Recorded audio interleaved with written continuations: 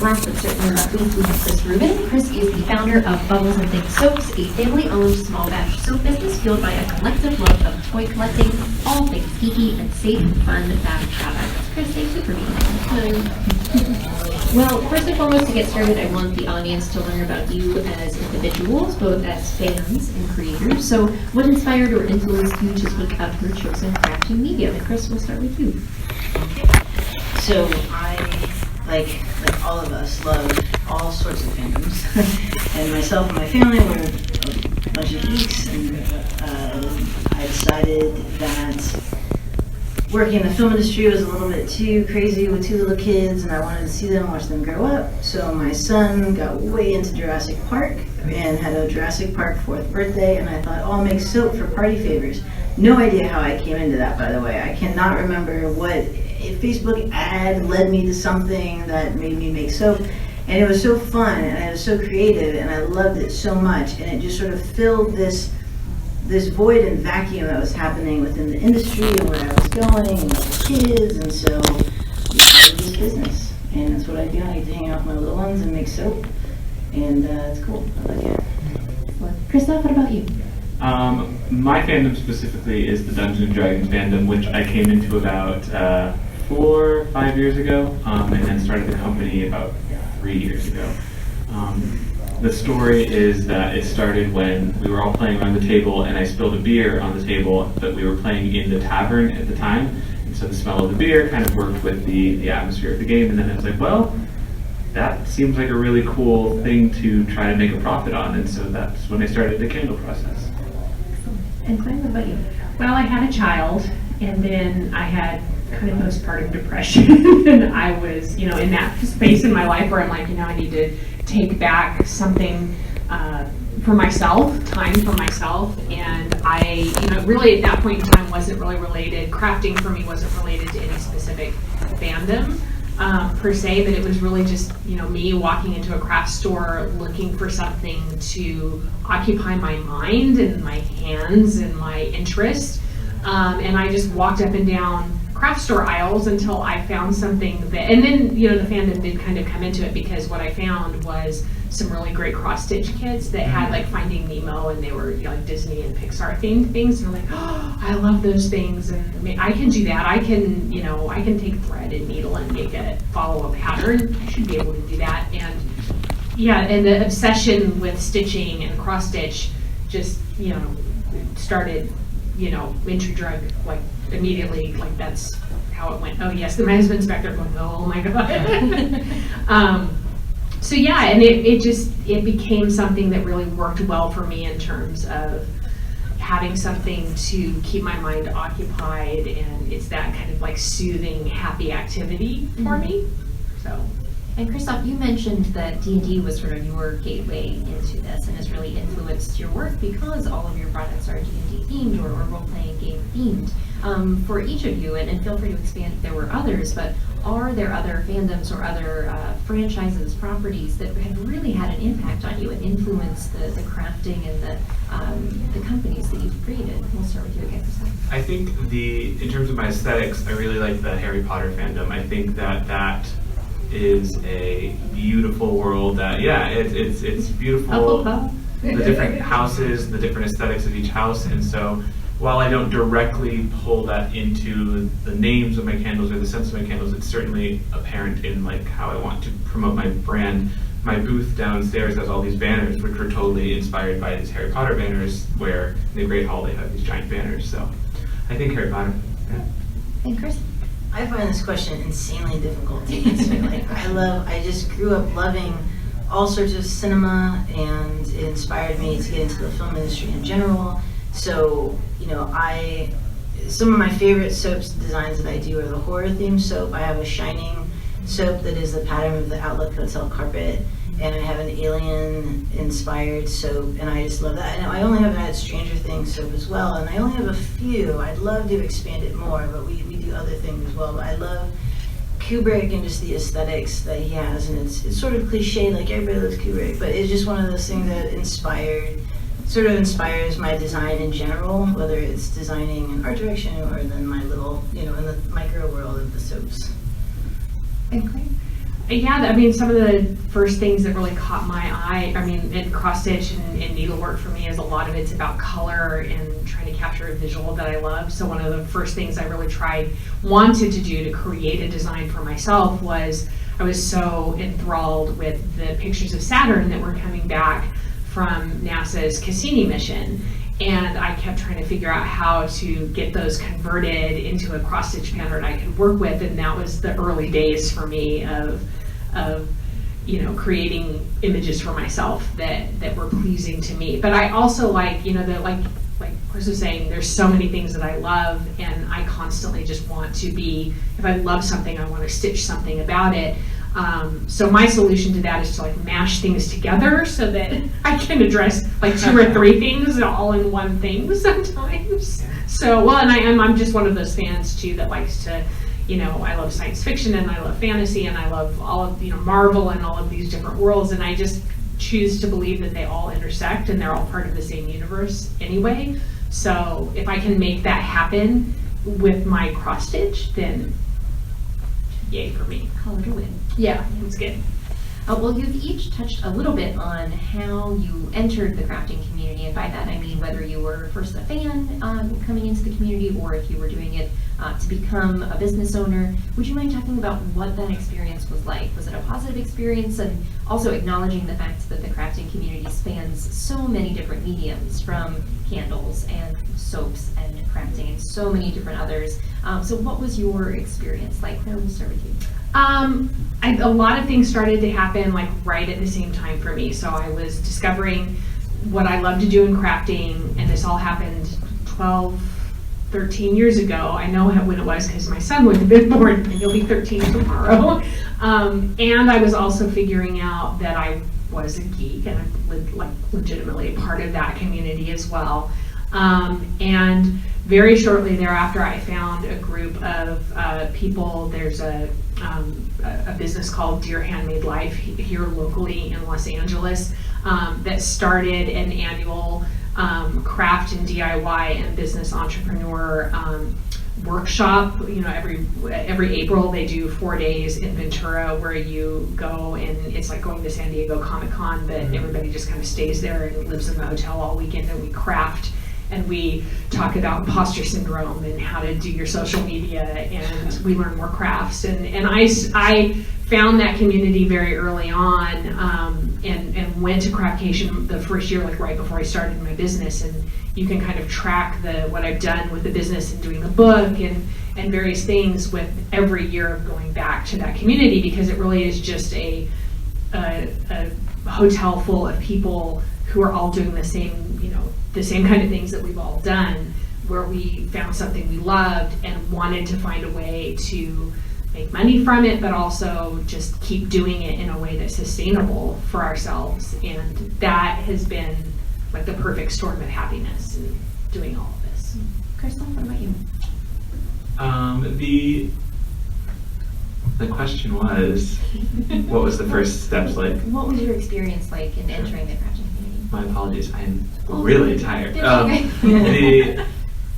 The experience was kind of easygoing for a while because I didn't really plan on making it a business. It was just a hobby that I wanted to try out. I wanted to see if I could make candles. I wanted to see what it would be like to have a career path or a job that wasn't dictated by someone else. And I think that's really fun initially, being your own boss and no one telling you what to do. But then it starts to click when you have to actually turn a profit and pay rent and things like that. And that's when it gets a little bit stressful. That's when the concept of becoming a business became a little bit scary, and I was like, do I actually want to do that? And then when you push through that, it becomes this really nice, peaceful existence where you just kind of are making your own things, determining your own hours, and being responsible for your own products. And Chris, what about you? For me, it was definitely just sort of this chaotic whirlwind that I was comfortable with. Like you, it started off as something that I was just sort of doing as a hobby, oh, this is fun, I'm just going to make some of these things. And everyone was oh, this is so cool, do you sell them? I was no, I just make it. Right, yeah. And then oh, you should sell them. I was oh, whatever. And then I was on a show that was very stressful. with a lot of very negative people, and I was just sort of like, man, and all I could think of was like making soaps and all my soap designs, and people said that I should sell them. I was like, you know what, I'm just gonna do this. So then after that job was over, I stopped picking up shows and we focused on setting up a business and getting a logo and doing all of it. Like, we just barreled through all of it, and we got a DBA in January, and so, you know, here we are, like 18 or more designs and doing restocks and social media and all that crazy stuff. So it's been bonkers. And I went with 2 kids, and it's, you know, it's awesome. I cannot complain because I'm not, you know, on set, so. Every time we do this panel, I always want kids afterwards. Right. I'm like, I think I need kids. Yeah. Yeah. There's an ulterior motive, Christoff. Yeah. This is the point of the panel. Oh, cool. We're Okay. slowly going to convince you. When you did, each of you decide to make this into a business, what were the biggest hurdles for you when you were starting out? And was there anything that truly surprised you that you simply weren't anticipating? Chris, we'll start with you. I think the biggest thing is understanding, or actually the moment where you realize that I can only make as much money as I physically can make a product. When I realized that, that's when I started to sweat a little bit. Like, oh my God, I don't have time. Like, nobody's sending their kids to college yet on soap, and I want to get there. And I know it's baby steps, but it's, that I think is and was sort of the biggest hurdle. Like, we did very well at this convention. It's awesome. Everybody's been so awesome. And we actually had booked, we got in at the last minute, last Friday, so we got in on a wait list, and we didn't really have a bulk of inventory, so we came with what we had. Well, now, nearly all that is gone, which is awesome, but we booked a show for next weekend, and I have no idea how I'm gonna make anything this week. We have, you know, a solid family schedule, so, you know, it'll be late night soaping, I guess, till 3 a.m., like how it was when I first started the business, when the baby was sleeping. Krista? Similar to that, keeping up inventory is something that's hard when you are determining your own hours. It's very, very tempting to be like, I'll do it tomorrow. And it's like, if you keep saying that, you're not going to have a product, you're not going to have a business. But I still struggle with the idea of separating yourself from of being a person and being a business. And I think that even, case in point, down at the booth, a lot of people will be like, is there a way that you could do 2 for 30 or something like that? And I'll be like, I want to be able to give that to you as Christoff, but as a business, no, because then someone else is going to ask for that and things like that. And often, I think when you have a craft-oriented type of business, it's assumed that because it's handmade or because you made it, that you're a little bit more flexible on the prices, as opposed to a big corporation where the numbers are set and everything's tracked. And so, kind of learning to treat yourself the same way, where there's set pricing, and pricing is a whole another difficult thing in general, but really kind of sticking to the respecting your product, respecting what you made, and this is the price, and that's what it's going to go for. I just will echo, I mean, it's true, time management is, you know, when you are still working your day job and you're doing the side job and you have your family and you want to maintain friendships and you want to do all of those other things, it's super challenging.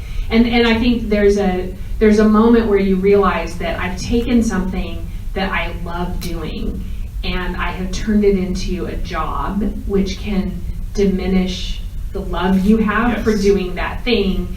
And there's a moment where you kind of have to make a decision about, am I going to continue to move forward, pushing myself and letting this be sometimes something that I don't, you know, there's times when I'm doing some cross stitching where I'm like, this is kind of the worst thing ever right now in this moment. And you have to remind yourself, I love this. This is the thing I love doing and I want to keep doing it. And tomorrow I'm gonna love doing cross stitch again, and kind of let that be okay, I think. The other part that was really hard for me was and then I think it's true for a lot of people who are just whether you're an artist or a writer, or, you know, sometimes when I started doing this because it was something that was like internally fulfilling to me, and I'm an introvert and I am not a natural salesperson. So having this idea and doing it, and then realizing that I'm basically challenging myself to do things about my personality that are not innate to me. I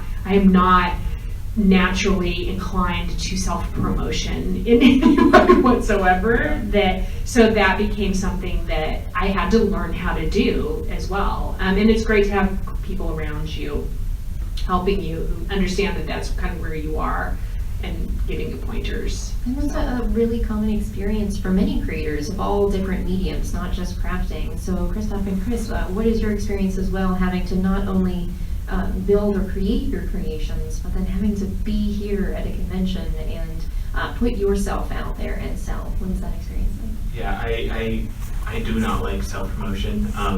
It feels cocky and arrogant and things like that, even though it's a part of the industry, you have to do it. But like you said, I think it's really important to surround yourself with people that will praise on your behalf.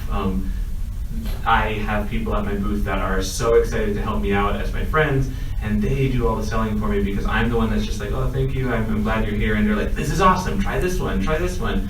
And so letting the work speak for itself, but also get a nice entourage that will kind of pep you up is a really nice way of circumventing that imposter syndrome that goes on in all creators, I think.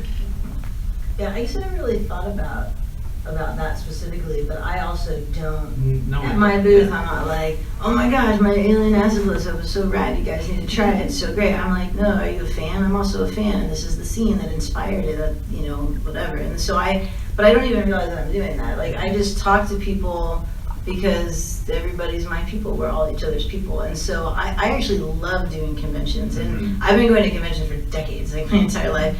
And I always, even walking down Artist Alley in the bigger areas, I'm like, oh, I'd love a booth. That'd be cool to like design a booth and have a booth and sell stuff, whatever I'd sell. I don't know what I would sell. And then here I am selling soap, and I have a booth, and it's fun. And it's a little tricky what to do with the children. My 5-year-old comes, and he likes to sell things and hand out free things, and he wants to just give the soap to everybody.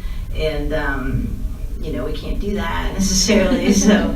But no, I do like that. But as far as the self-promotion, I do find it hard to get excited about it like a friend would get excited about it necessarily. I don't do that naturally, I guess. And that's why we need people like Fanbase Press, who always do a fantastic job of promoting people. Yes, yeah.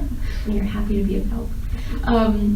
Because each of you work with different fandoms, how do you choose the products and or the properties that you infuse into your work? And Christoff, more specifically for you, since you deal more in role-playing games in general, how do you choose the scents that you work on? What is that like? Chris, we'll start with you for this one. Wait, Chris or Christoff? Chris. Okay. Oh, okay. So I started out by choosing the ones that I really like. That was just like, I was like, oh, this sounds cool, I'll do this, and this is cool, I'll do that, or I'll do like, and in the soaping community, there's like rainbows and unicorns and things like that. So I was like, oh, I'll do unicorn soap, that's cool. And it's like, wait a second, I want to do a Stranger Things soap, and I want to do an alien soap, and a Shining soap, and I gotta have some Star Wars stuff. And sometimes I feel pressured into doing certain fandoms that I don't want to do. Like my husband was like, you gotta do Star Wars bars, you gotta just do the paper soap, water soluble paper soap with the faction symbols, and I have those, and I'm excited that I like those, but I want to do something a little bit more designy to really love it. Like I want to do a bar that's Vader's chess piece and have it all be soap. I think that would be cool. I have no idea if it's going to sell, and that's what I'm finding. Sometimes you just sold that to my husband, right? Oh, yeah, okay, cool. Well, I'll give you one, you can promote it. I'll have my son give you one. And sometimes I get way into a design and then maybe like it won't sell necessarily. Like I went deep into the Harry Potter fandom, and we had worked with a local artist to create the custom crest. I had this design idea for the crest, but I couldn't like fine tune it. And I worked with someone, and she did such an amazing job. And then we made enamel pins to match because people are like, oh, I like the crest, but I don't want to use the soap. And I'm like, all right, well, I'll make some pins. There are those pins. So, and they're selling nicely, but people, it's weird. It's just really interesting what people are into, and at different shows what people are into. And so I just kind of do what I want, and then hope people also are into it. Yeah. And we are very eclectic. I just haven't hit superheroes yet. I'm trying to figure out how to do superheroes in a really unique way that isn't just like a Batman symbol soap. And people would love that. People are like, oh, if you had a Batman symbol soap, I'd buy it right now. I'm like, oh, that's cool, but I don't know. I want to try and do it. I don't know, just up it a little bit. Yeah, give it some design element. For my scents, I try to stick with a formula of 80% scent accuracy, 20% must smell good. So one of our scents is Dungeon Depths, and it's supposed to smell like a dungeon. And of course, everyone's like, "Is it going to smell like a sewer?" And I was like, "No, that would be a sewer scent." But then they open it and like, "Oh, it smells nice." And it's like, well, yes, it's still going to fill your house. It's still going It's a happy dungeon. Yeah, it's going to hover around. Like, I'm not going to try to make your house smell gross. I try to do scents that I like. That being said, there are some scents, I won't name names, that I sell that I don't like making because I'm like, I don't like the scent, but it sells really well and people like it. And everyone's nose is different. And when I first started, I was so cautious of who I would show it to, because if they were like, I don't like it, I would change it. I would think, oh, it's wrong. And then I realized, no, just because Cindy doesn't like the smell, that doesn't mean Travis isn't going to love it 3 times more. So I try to, I mean, I have the luxury of a very niche Dungeons and Dragons world where there's a million different environments, so I try to make different scents for different environments, but some of them are very elusive. Like I wanted to make a hellfire kind of sulfuric smell that's still good, but it never happened. So some of them you just can't make happen, and some of them you stumble on. You just kind of are like, oh, this smells really good, and they'll kind of build off that. Yeah, when I started, I didn't start out and start thinking of, well, are people going to like? It was always about, well, what do I love? And so I have quite a number of designs that I, look back on now and I'm like, wow, that's a really niche market, even for geeks. Like this is a very specific like webcomic reference. But surprising, like you were saying, you never can really predict what people will latch onto and what they won't. And you have waves of times where, people are latching onto those like more obscure kinds of topics. But, as I progressed with the business, I think now more in terms of what direction do I want to go. I'm not just doing one-off designs, without thinking about like, how can I do a larger theme? And it's not necessarily a content theme. Sometimes it's a color or a particular design element that I think, I could do, whatever this little design element is, but then that would translate really well across, a bunch of different genre ideas that I might have. But then I also sit at home and I just get really excited about one particular thing still, and I have to do a design for that too. So, I make myself happy, I think. And if I make myself happy, I think that, for the most part, other people will be happy. Christoff, I think you broached this idea that sometimes you feel pressure to make something. And I'm curious, do you ever feel pressure with the holidays coming up specifically? Do you ever feel pressure to make a scent or a product that is just simply holiday oriented for purchasing power? And what is your decision-making process for that?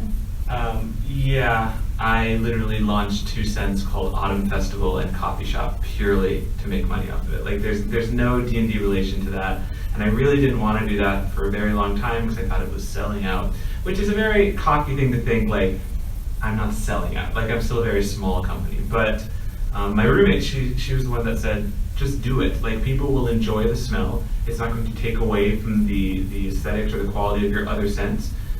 If you don't like how it sells, if you don't like how it's performing, get rid of it. But in the meantime, launch it. And it's currently our 2 best scents. And so I'm like, all right, that was a smart idea.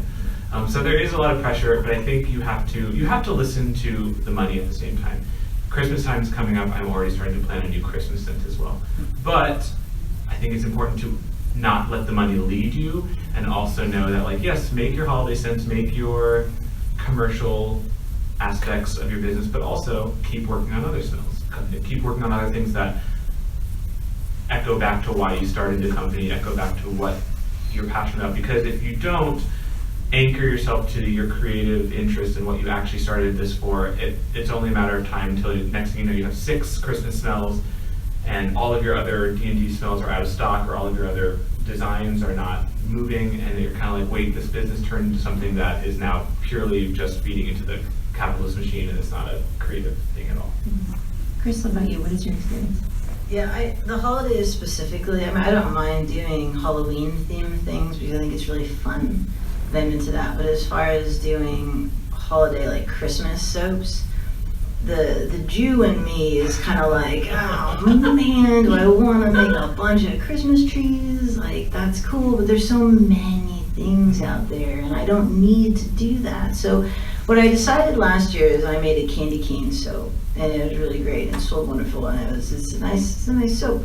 And then I did a dreidel soap and another Jewish themed soap, and that was the 3 that I had. This year I may do an additional Christmas themes, like an actual Christmas soap. So I just came out with these little ghosts, and I want to do holiday variants with the ghosts. And so I may do one with a tree in the middle.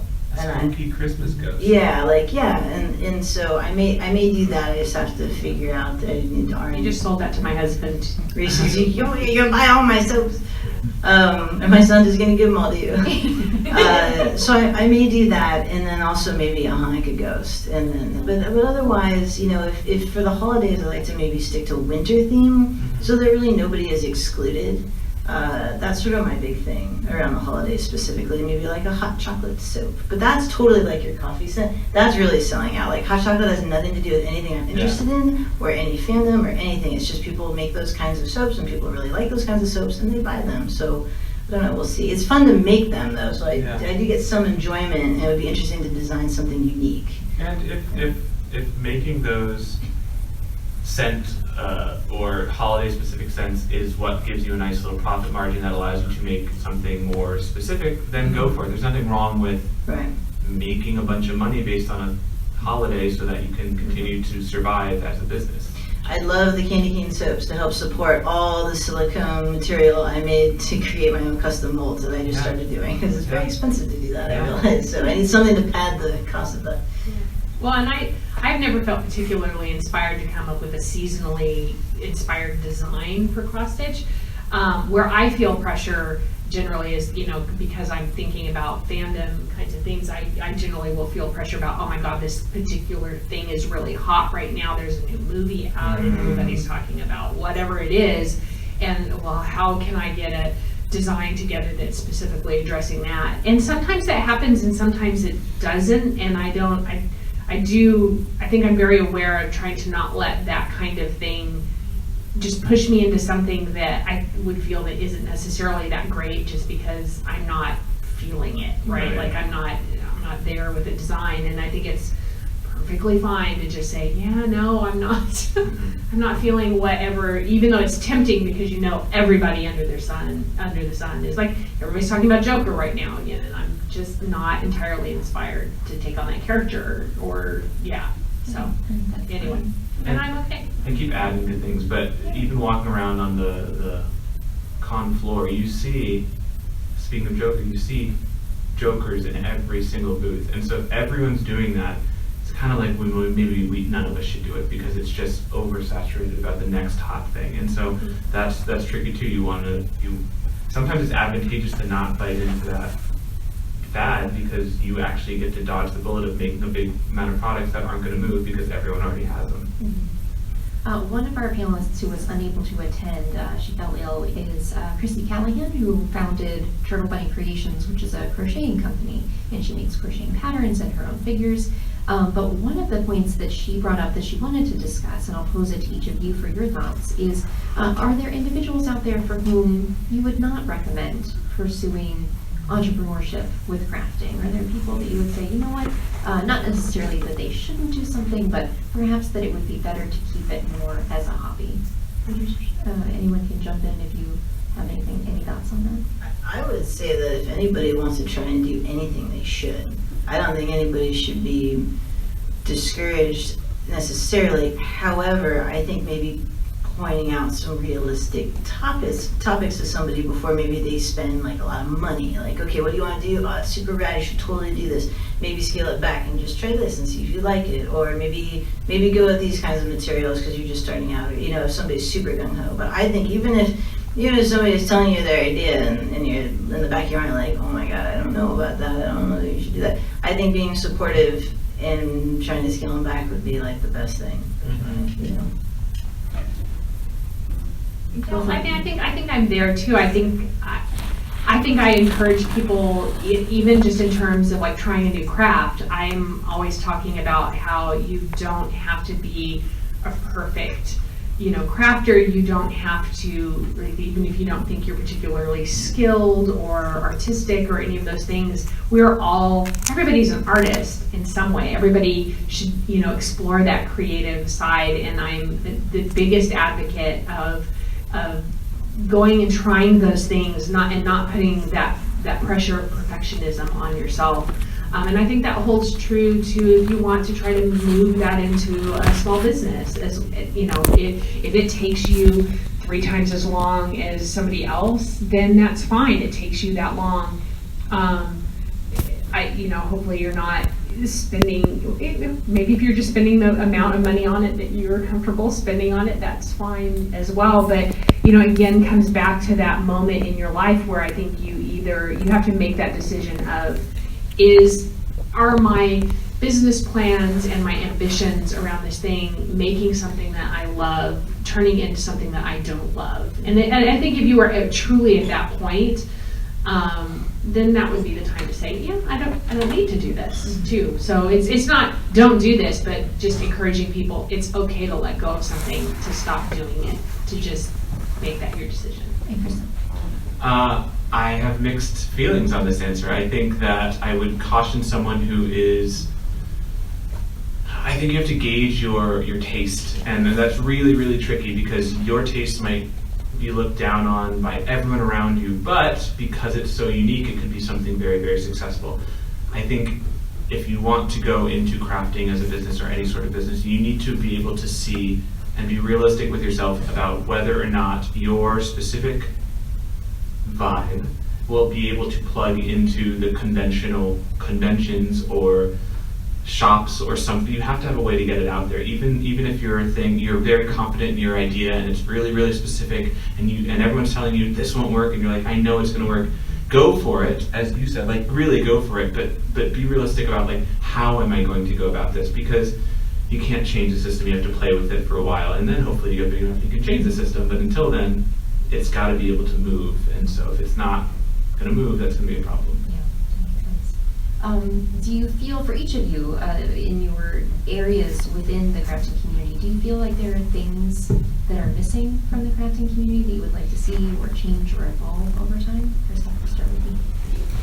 The obvious answer is people of color. We need more people of color as entrepreneurs in the crafting world. It's when you think of a crafter, you think of like a white person. I don't know if that's entirely true, but I'd say that's often a stereotype. And I think we need more original crafters, not copycat crafters, if that makes sense. Mm-hmm. And do you feel, as a follow-up question, Christoff, do you feel like there are pathways opening, or that there are opportunities being created for creators of color, or even from different age groups, for sexual orientation, with regard to physical abilities? Do you feel like there are inroads or opportunities being made for individuals to take advantage of crafting to make inroads into entrepreneurship? Fortunately, we have the internet, and that allows anyone to really kind of and we have social media, and so you can make noise from your phone. Yeah, I think there are definitely ways for disenfranchised people to come up. Unfortunately, crafting takes time, and if you live in an area where and you're trying to feed 5 kids and you have 3 jobs, like you can't make a living on crafting. It just takes too much time. You're talking about how you're going to have to make some time to make these soaps up. I have to make more candles, and it's going to take hours. And if I didn't have the luxury or the blessings of being self-supported like that, it just wouldn't be happening. So I think that's a big factor that goes into it. It takes time. Yeah. Chris, how about you? I don't know. I think your answer is really interesting. I don't really know what's missing specifically. I thought that fandom themed soaps were missing, so I tried to fill that hole. And I think Dungeons and Dragons themed candles were missing. I think that's a brilliant hole. And your cross stitch, your kits are like beyond brilliant. It's a nice thing. I mean, I get a reaction here in this environment because when I'm here with the table, I'm one of the few people who are offering things that people can make themselves. Yeah, and I think that's great. I mean, one of the ideas I have is to include like a little soap making kit, geared towards children with a specific mold or something. But it takes a lot of time and effort and planning and legal stuff to sell something to somebody to make their own. I think the kits are brilliant. But yeah, I'm not sure what's missing. I don't know. Let's figure it out and do it. Yeah. Well, and I think in my realm, I think it was missing, but it's not so much anymore, where, we're all in an environment where we have fandoms and we go to our comic book shops, and those environments, there's opportunities for gaming, et cetera, and I think more and more you're now seeing brick and mortar companies who understand that we can't just survive by selling comics anymore. They have to have a gaming and, group of people coming in for gaming, and now we're seeing the same kinds of brick and mortar comic book shops having crafting events as well. And so I participate with a group of men and women who come together and do a wide variety of activities, but part of that is crafting and making things together and learning crafts and doing watercolors and knitting and crocheting and let's pick a new craft for this month and figure out, we'll all learn how to make something. And I think that kind of just community activity and bringing people together to learn a variety of different things is getting more and more popular. So, I would like to see that happening among our community more. Yeah, that's a really interesting point, and that's actually something that if you're thinking of starting a business, do something that's focused around community grouping, like people actually getting a room together, because that will support, like, others will have to bring in other people into your business in order to make it successful. Like, D&D is a community thing. Bathing is not a community thing, but fandoms are a community thing. But yeah, I think that's a really nice tip to make it something that people need a group in order to really succeed at it. Well, and I think if you were like me when I started and was looking for a craft, and I didn't know that there were people on the internet, like I was very not internet savvy, and I didn't know that they were out there talking to each other. And so I did it in the lonely kind of way, but just know now, if you are interested in trying anything, there's a YouTube video for you, but also there's a group of people out there who are doing it, and there's so much more to just, to being able to be with a group of people who probably have the same kind of fandoms as you, or are just fans like you are a fan, right? That's just a good community to be a part of, where you can all say, we all love these different things. Just to bring things full circle, since we talked about the idea of this being something that brought out or provided an opportunity for creative fulfillment for each of you, but also provided entrepreneurial opportunity for each of you, is there any one thing that you can think of that has been the most rewarding for each of you, whether it be interactions with your customers, whether it be your own creative fulfillment, or just finding purpose, finding an opportunity for a path forward that is something you truly love and enjoy? What might that one thing be? Well, the hardest thing I've done since I started all of this was doing a Geek's Guide to Cross Stitch Journeys in Space. And it's also the most rewarding thing I've done, to have my name on a book, to have a collection of designs, to see that particular final product.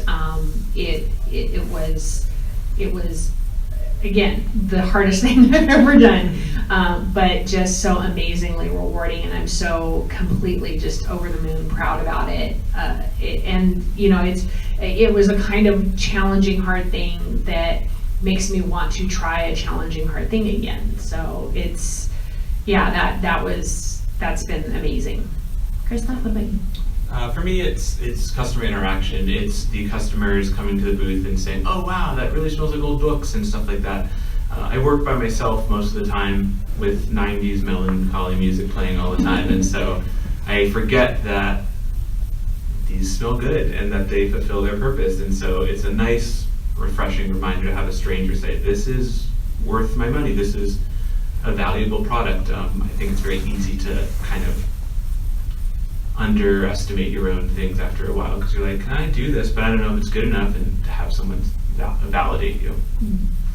Yeah, I agree. It's two things for me. Number one is that this is our third con that we've worked at, and from the first one we had people come and say, oh, I love your soaps. I have the Autobot soap I bought from Transformers Con, and we had on my Instagram stories I posted a picture. There's this girl who dresses up in this like amazing homebrew Optimus Prime costume, and she's like, oh, hi guys, like, oh my god, hi, you're so awesome. She did. It's just fun, and I love that. And then also rewarding is the fact that I can wake up, see my children, take my son to school, come home, and then do work, and then put my baby down for a nap, and then do some more work. And then it's also very stressful to bookcase that with the children, but I can do it. I'm not waking up, going to set for like 20 hours or 18 hours, and not even seeing them for days at a time. So that's like the ultimate thing for me. That's why I'm doing this, because life is short, guys. Every day is awesome. Well, let's allow some time for audience questions. Does anyone have a question? Yes. What is like the most nostalgic thing about being in a fandom, like from any media, from your favorite fandom to fandoms that you're interested in looking into? When you say most nostalgic, like a moment specifically? Mm-hmm. Oh, I go back, again, space exploration themed. I get really giddy about the moon landing, and those are the things, like those moments, there's things that are guaranteed to make me tear up. My husband's laughing back there at me because he knows this. But like any scene, like in Apollo 13, the scene where the mission control people, where the mission control people like have a moment of like, yeah, we did it. Or like if I'm watching live when JPL is landing one of the landers on Mars, and they nail the landing, and then they get really excited, and I can't, I get ugly cry, and it's really grotesque for me. But yeah, those are my moments. It's really grotesque. It's really terrifying. Whenever I'm playing in a Dungeons & Dragons game and it's the end of a campaign. So that could be 3 years of time, that could be 2 months. No, that's a crappy campaign, it's 2 months long. But like several months, several hours put into it, and then like everyone's looking around the table and everyone's tearing up because yes, we're gonna see each other next week, but it will be as a different character. And so kind of saying goodbye to those characters, that's a very nostalgic moment, I guess. Yeah, that was a good age. Yeah. That's all I got. I don't have a moon ending. I guess my nostalgia comes with my designs. So like I have an Aliens inspired soap, and I just love that franchise. And so I did one of those soaps, and it's really great when people come up and they're like, oh my god, Xenomorph, is that a Xenomorph? And it's like, yeah, right, you remember the scene where the blood burns through the thing and the gray, so I do the soap. They're like, yeah, oh my god, it's awesome. And then it's great. And then I get to say, like, it's actually really nice soap. Like, the soap is actually good quality, and I forget about that part, like, of it. I guess, like, the whole thing is, like, I guess I should say that, but some people just don't care, I guess. And then also I have a horse soap that I make that's a horse inside a soap. And it wasn't supposed to be part of my inventory. It was done as a custom last year as a set of gifts for somebody. And everybody went bonkers over it. And I was like, all right, I guess I'll buy another bag of horses and put them in soap. Well, in the second bag, or in one of the bags, there was one white horse. And I was like, what? So I made a mud soap, and I put them in, and it was Artax from Never Ending Story. So I made an Artax soap in the Swamp of Sadness. And then I had a giveaway on Instagram for somebody to get them. So that was a very nostalgic moment for me. For those. I like that you said it's a horse soap and it's a horse inside of a soap. Instead of a horse on top of a soap, or a horse packaged with a soap. Horse soap. And I think we have time for one more question. Any other questions? No? Okay. Well, for each of you, would you mind sharing with the audience where they can find you, either here at the convention or online? And Chris, we'll start with you. We're in Artist Alley, table H15, Bubbles and Things Soaps. And we're online. We have an Etsy shop at Bubbles and Things Soap. There's no S. I ran out. It's annoying. But if you go to bubblesandthingsoaps.com, it redirects to Etsy, whatever. But Instagram is our jam, and you follow us on Instagram and social media. We post videos of me doing crazy stuff like making silicone molds and ghosts and putting horses in soap. Yeah, putting horses in soap. I'll make a video of that next time. Yeah, horse soap. And then you can see the Artax soap on there farther down. So yeah, so you can find us. You can come if you like Harry Potter, it's Gryffindor, there's soap for you. All of my my social media is under Cantrip Candles, Cantrip Candles. And just so you all know, a cantrip is the most remedial, basic form of magic, and so you can like snap your fingers and a candle will light, and that's why they're called Cantrip Candles. That's amazing. I did not know that. Yeah, no one knows it. I also, for those who do not play, I'm always like, it's like a trip in a can, and they're like, oh, cool. I'm like, yeah, sure. Enjoy your video. Yeah.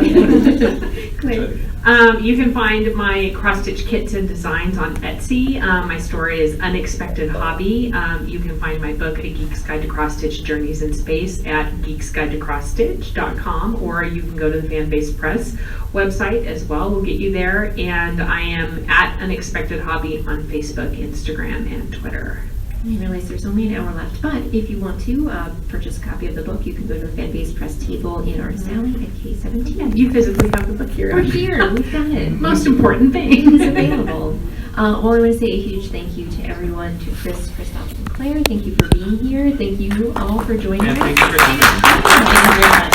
Enjoy the rest of the convention. Yeah, thanks, guys. I have to rush back to See you.